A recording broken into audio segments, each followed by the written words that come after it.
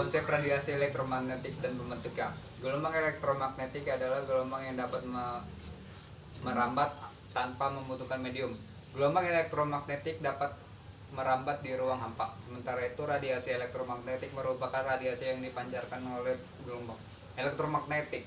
Gelombang elektromagnetik terdiri atas medan listrik dan medan magnet yang merambat saling tegak lurus. Beberapa gelombang elektromagnetik dipancarkan oleh sumber dengan ukuran nuklir atau atom, di mana berlaku fisika kuantum. Maxwell mengembangkan 4 persamaan yang menjadi dasar teori elektromagnetik, yaitu sebagai berikut. 1. Muatan listrik menghasilkan medan listrik yang dinyatakan dan dalam hukum Gauss. 2. Medan magnet selalu memiliki 2 kutub. 3. Medan magnet dihasilkan oleh arus listrik atau perubahan medan listrik yang dinyatakan dalam hukum Ampere. 4. Medan listrik dihasilkan oleh perubahan medan magnet yang dinyatakan dalam hukum Faraday. Keempat teori tersebut, Maxwell membuat hipotesis bahwa perubahan medan listrik akan menghasilkan medan magnet, sementara perubahan medan magnet akan menghasilkan medan listrik.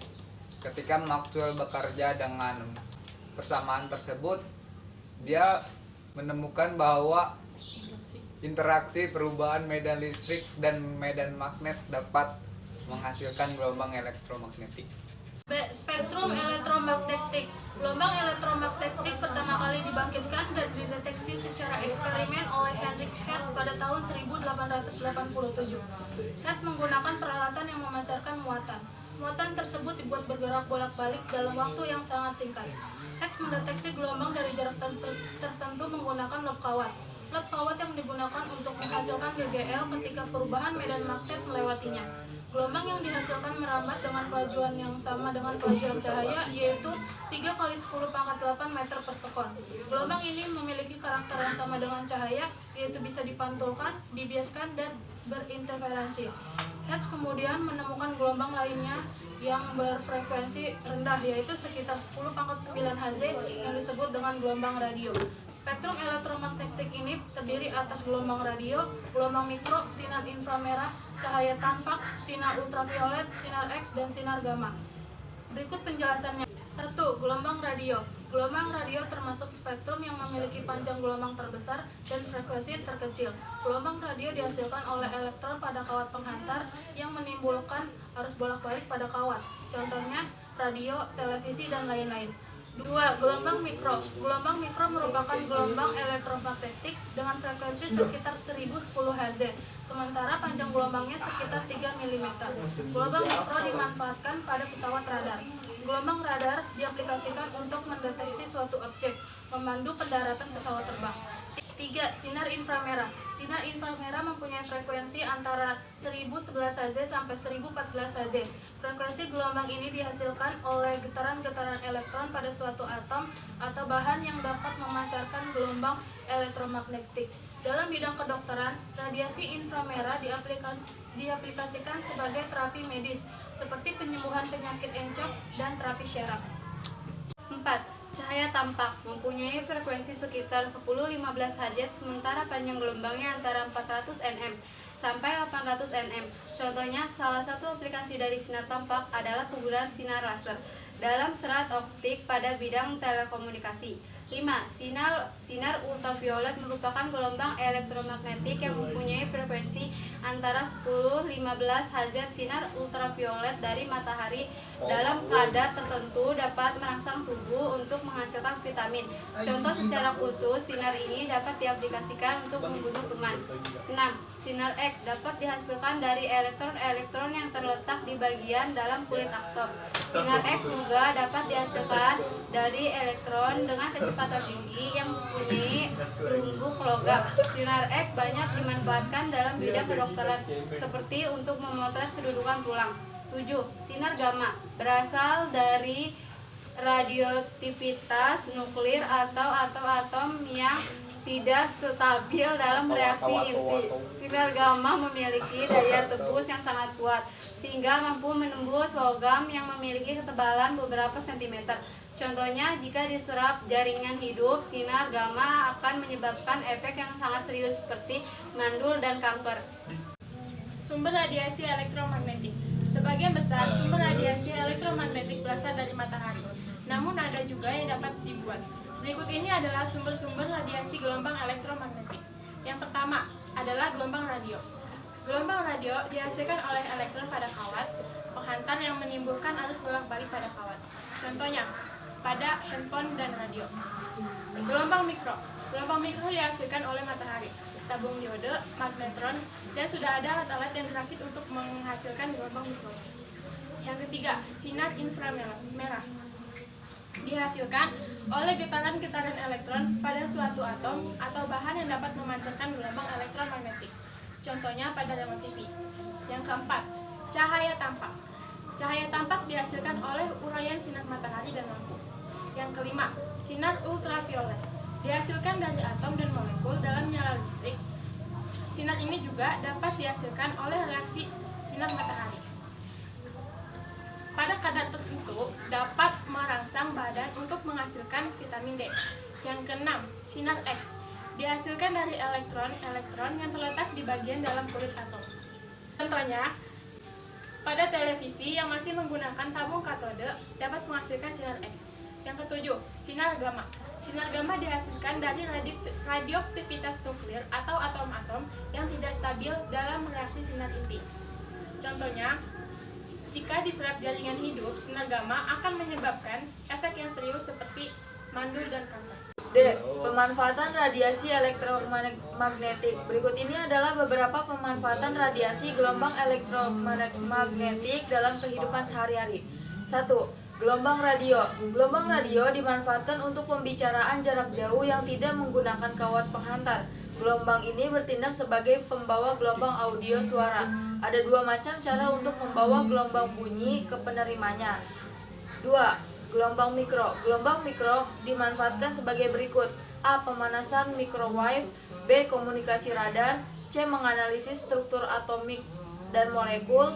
D. Mengukur kedalaman laut. E. Mendeteksi suatu objek.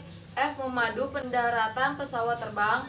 G. Membantu pengamatan di kapal laut dan pesawat terbang pada malam hari atau cuaca kabut secara menentukan arah dan posisi yang tepat. 3. Sinar inframerah. Kondisi-kondisi kesehatan dapat diagnosis dengan menyelidiki pancaran inframerah dari tubuh. Selain itu, sinar inframerah juga memiliki fungsi sebagai berikut. A. Untuk terapi fisik menyembuhkan penyakit cacar dan encok. B. Untuk fotografi pementasan sumber daya alam dan mendeteksi tanaman yang tumbuh di bumi dengan detail. C. Untuk remote control sebagai peralatan elektronik. D. Untuk meringankan cat kendaraan dengan cepat pada industri otomotif. 4. Cahaya tampak. Beberapa manfaat cahaya tampak adalah sebagai berikut. A. Pada bidang telekomunikasi, sinar laser digunakan untuk menyalurkan suara atau sinyal gambar melalui serat optik. B. Pada bidang kedokteran, sinar laser digunakan untuk mendiagnosis penyakit, pengobatan penyakit, perbaikan suatu cacat, dan pembedahan. C. Pada bidang industri, sinar laser digunakan untuk pengelasan dan pemotongan lempengan baja. 5. Sinar ultraviolet. Sinar ultraviolet dapat dimanfaatkan sebagai berikut. A. Proses fotosintesis atau asimilasi pada tumbuhan. B. Membantu pembentukan vitamin D pada tubuh manusia. C. Membunuh kuman penyakit dengan bantuan alat lain. D. Mensterilkan ruangan operasi rumah sakit berikut instrumen-instrumen pembedahan. E. Memeriksa keaslian tanda tangan pada dunia perbankan. 6. Sinar X. Sinar X dapat dimanfaatkan sebagai berikut. A. Memotret organ-organ dalam tubuh seperti tulang, jantung, dan paru-paru. B. Untuk menganalisis struktur bahan atau kristal. C. Mendeteksi keretakan atau cacat pada logam. D. Memeriksa barang-barang di bandara atau pelabuhan. 7. Sinar gamma. Sinar gamma dapat dimanfaatkan sebagai berikut.